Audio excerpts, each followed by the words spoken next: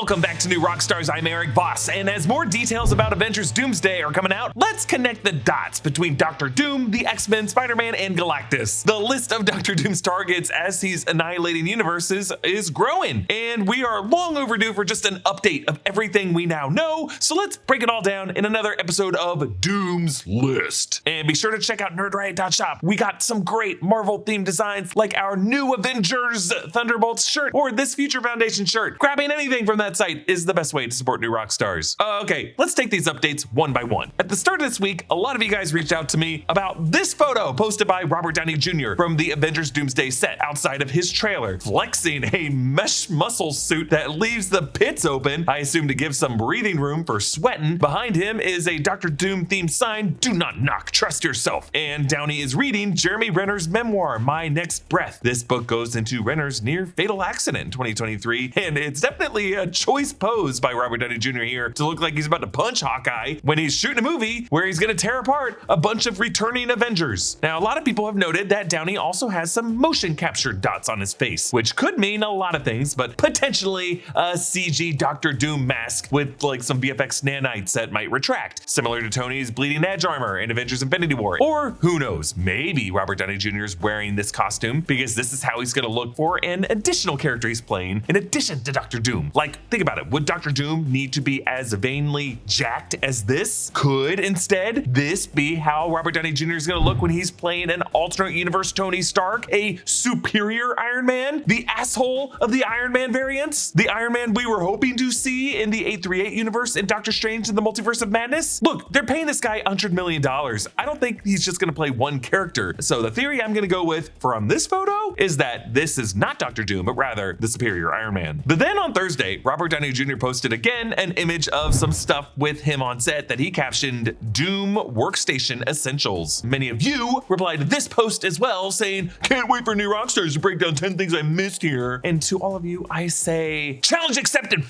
This comic is Doom #1 from 2024 by Sanford Green and Jonathan Hickman, art by Rochelle Rosenberg. It's a relatively recent comic, not necessarily indicative of the plot of this movie, but just to kind of cover our bases, here is a summary of what happens in the storyline. It's a universe that is dying, and only 3 people are left: Doctor Doom, Galactus, and Valeria Richards. That's Reed Richards and Sue Storm's second kid, the younger sister of Franklin Richards. After Galactus destroys Doctor Doom, Valeria brings him back to life 2 years later. Now they team up, going from world to try to grab raw celestial power and then take a huge risk to fight Galactus to try to save what's left of all of reality. And you get to see Doctor Doom's huge ego and his difficult friendship with Valeria and just some really, really great big battles. So I don't know, we might see some of that in Avengers Doomsday. In addition to getting Franklin Richards in Fantastic Four First Steps, are we gonna jump ahead to getting Valeria Richards in Doomsday? Also on the stand, we see a green can of Tate's Bake Shop Happy drink, a box of Korean balsam tissues, sunglasses, wired in-ear monitors, probably for instant communication, a couple of wireless mic packs, True Rain hand sanitizer, and Zhao refresher spray. And all of this is perched on a script stand labeled Doctor Doom. So this might actually be Downey's station where he's like reading lines in an audio booth, or maybe just from a part of the set where he needs to read along with what's going on. Why did Robert Downey Jr. post this? Well, again, $100 million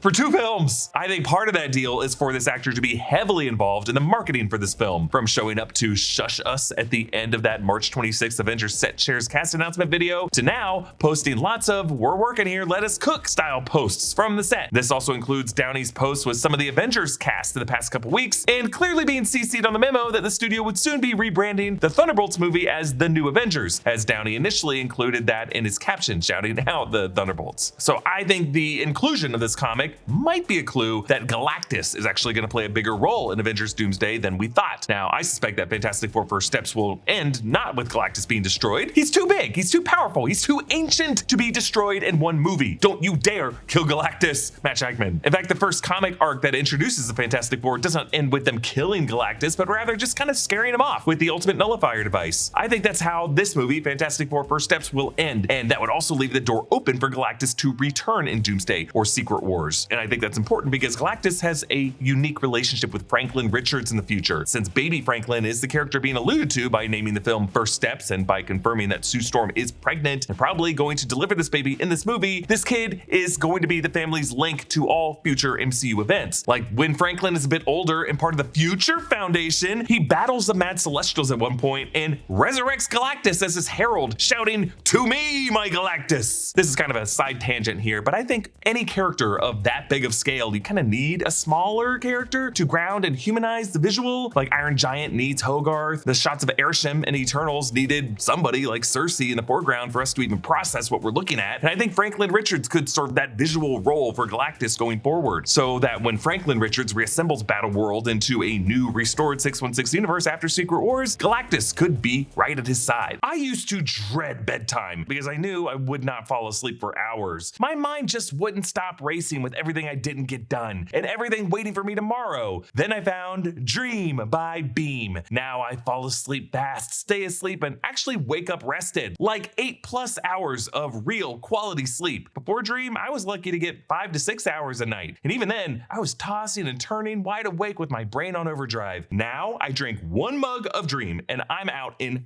20 minutes. No scrolling, no racing thoughts, and in the morning, no groggy, hit snooze 5 times feeling. I wake up clear and ready to go. I don't crash mid-afternoon anymore. I'm more focused, more productive, and I don't need that second coffee at 3 p.m. Dream changed my nights and my days. It's made with melatonin, magnesium, L-theanine, and reishi mushrooms, all natural ingredients that support every stage of sleep, especially deep REM. And it tastes like rich, hot cocoa. Seriously, it's delicious. It's become my favorite part of winding down at night. So if sleep's been a struggle for you, try Beam Dream. It's been a total game changer. Use code Rockstars at checkout or hit the link in the description to get 35% off. Prioritize your sleep. You'll feel the difference.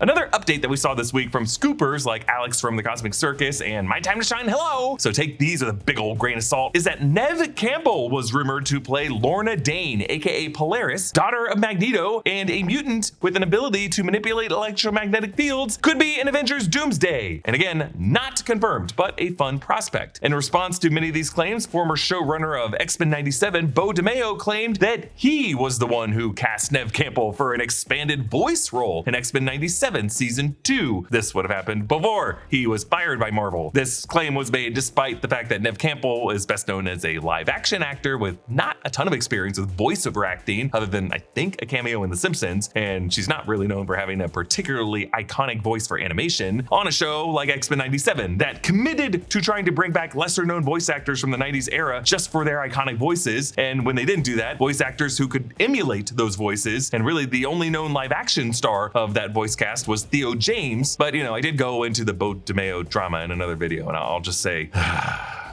So Neve Campbell as Ian McKellen, Magneto's daughter in Avengers Doomsday? I dig it. Coming out of the Scream franchise in the late 90s and early aughts and the rebooted modern Scream sequels, Neve Campbell is exactly the Anna Paquin type of casting that the 2000 era X-Men movies would have gotten around to casting if they didn't reboot with the younger cast in X-Men First Class. If Avengers Doomsday further explores Earth 10005 and explores Magneto's lineage, and maybe doesn't commit to Wanda Maximoff, Scarlet Witch, and Pietro Maximoff Quicksilver being part of that lineage, Polaris would just be the best option to consider there. So after my videos last week theorizing that the Fantastic Four ship in the Thunderbolts post-credit scene first visited the X-Men universe and was on its way back from that X-Men universe, in which we explored Alan Cummings' recent confirmations that he's gonna be in a fight scene with Pedro Pascal, Reed Richards, some recent set footage that I will not show in this video because it seems to be something recorded without Marvel's permission, indicates that we're going in that direction. I will verbally describe what's in the footage though. Spoiler warning if you don't really want to know, but it's not that big of a spoiler. It does show us a set that looks like a garden with some damaged statues, similar to what we have seen outside Charles Xavier's X-Mansion, and laying in the middle of that garden, the broken corpse of a giant Sentinel, like a live-action version of the bulbous curved robot design of the Sentinels that we saw in animation, like in X-Men the 90s animated series and in X-Men 97. Now, since the studio confirmed that the OG X-Men cast is returning and Kelsey Grammer returned as Beast in the post-credit scene of the Marvels in the basement of the X-Mansion, we have to assume that that is Earth 1005, and we're gonna see the higher floors and the outer grounds of that mansion. So this isn't too much of a surprise. Actually, in another update, Kelsey Grammer told Rob Lowe in his Literally podcast that while he hasn't seen a script for the movie yet, the filmmakers did give Grammer a preliminary introduction to the idea of the movie. They called me a while later and said,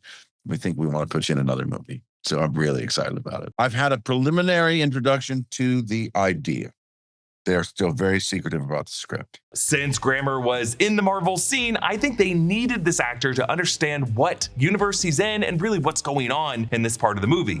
Which is, of course, impossible. In another Doomsday update, while Tom Holland's name was surprisingly not included in the March 26 set share announcement, according to Scooper Daniel RPK, Marvel Studios still does want Tom Holland to play Peter Parker in Doomsday, and Marvel and Sony are still negotiating the deal since Christopher Nolan's Odyssey film starring Tom Holland wrapped ahead of schedule. God bless that man. There apparently is some optimism that this deal might work out. And finally, while Avengers Doomsday will feature the OG X-Men and other actors who lived in that timeline with them, Avengers Secret Wars is probably going to introduce or at least hint at a new cast of X-Men who will occupy the MCU going forward. So we are going to start hearing some rumors about Marvel's plans for the future of the X-Men franchise in the Mutant Saga and what new actors are going to bring in to play those roles. Scooper Jeff Snyder claimed in the Hot Mic podcast with John Rocha this week that his source, he didn't name a source of course, and it's not confirmed, so again, take it with another big old grain of salt, but his source claimed that Marvel's plan was to structure its new X-Men lineup around the characters of Charles Xavier, Cyclops, and Jean Grey, and according to Snyder, one of the names considered for Jean Grey is Daisy Edgar Jones from Twisters, and one of the names considered for Professor X is Coleman Domingo. I would love to see Coleman Domingo play any role in the MCU going forward, and I would definitely love to see his take on Charles Xavier, but in order to get these fresh new mutants, the old guard has to be cleared away, and that may include an actress known for being one of the best final females of horror, Neve Campbell. So this week it looks like Hawkeye, Peter Parker, and Sydney Bristow made Doom's list. Comment down below with your thoughts on all this, and a very special thanks to one of our YouTube members, Paulo Bianca, who supports us at the executive producer level. Follow me at EA Voss and subscribe to all the channels in the New Rockstars network for breakdowns and news coverage of everything you love. Thanks for watching, and I'll see you next time. Bye.